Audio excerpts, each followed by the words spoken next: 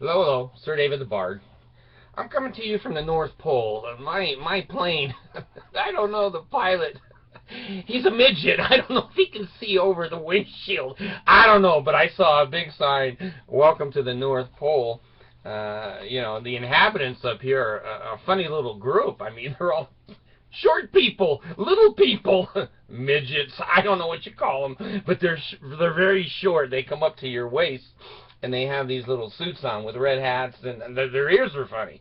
I don't know. I'm just trying to get along up here until I can get another flight out, and they could be disguised Danites. I don't know. Anyway, I found an article this morning that I just about fell off the breakfast table. Now, I don't sit in a chair at the breakfast table. I sit at the trough, and I just fell off, laughing. Now, let me bring up the article. I'm still laughing. It's funny to me. Okay, this is in the Desert News. That is the church-owned newspaper who always lies. They slant the truth, and they're boring as hell. This is Friday, December 6th. 3:11 p.m. and here's the headline: Mormon missionaries shine shoes. Yes, you heard me right. They shine shoes to teach the gospel in Harlem. Now, let me tell you something. I've never been in Harlem. I've been let's see. No, I have not been in Harlem. I've been in California. You'll correct me. I can't think of what the ghetto in California is called. Anyway, Harlem is a ghetto, and here's a picture.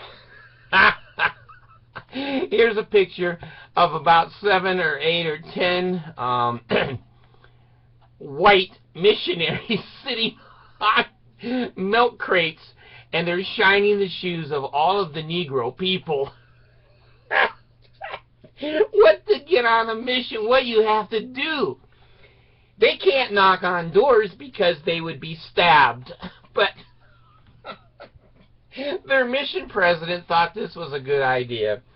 And they might get some converts if they shine shoes, because the black people want to have their shoes shined by the white boys.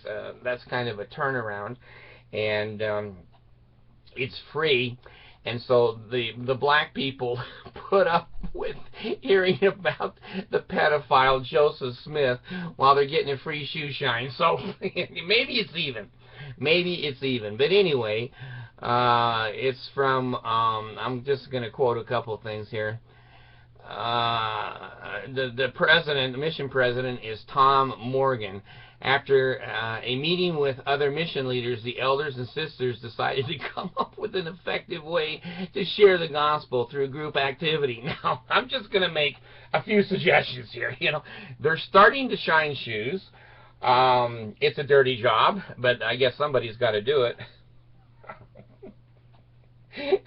100 years or 200 years ago in our country, it was black people. Now it's Mormon missionaries. But anyway, don't kill the messenger. Don't kill the messenger. I'm thinking that maybe what they could do is have some of the sisters strip down naked, and then just, walk through Harlem there, and when someone stops them, they could talk about Joseph Smith and the Mormon Church and hand out Book of Mormons. Now, there's an idea. I'm just giving ideas here. If they're going to shoe shining, nudeness doesn't go that much further. Okay. Now, the other thing is, you could get a Mormon brothel. And while the sisters are putting out, they can also be talking about Nephi and his artificial fake fantasy family. Everybody gets something. The Mormons can have the converts, and I would imagine fellowshipping that way. There'd be many people, especially men, that want to come into the church. How low can you go, as they used to say in the, not the hula hoop, David, it's the, not the bingo, not the jingle, maybe it's the dingle, the bar where you go underneath.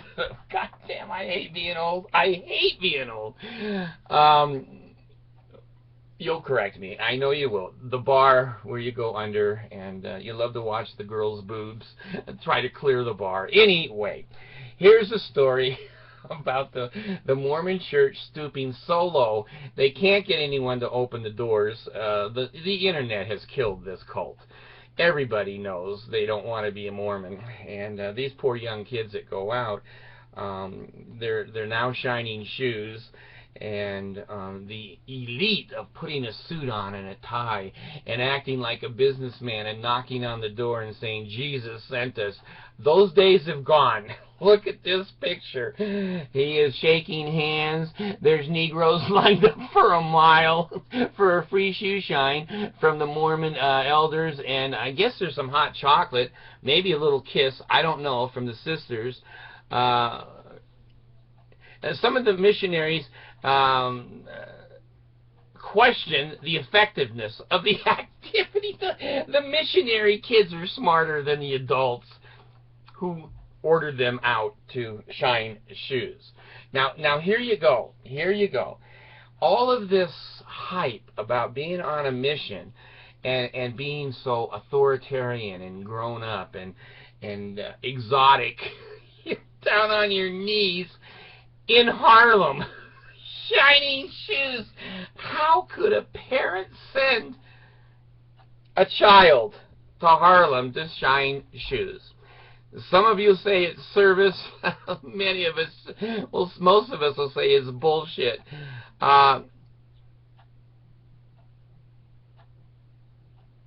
Here's one. Sister Crystal Dallin said, one woman took a picture on her phone and walked away. I would. It's something you'll never see again. But you could definitely tell that even though she wasn't a part of it directly, it really touched her.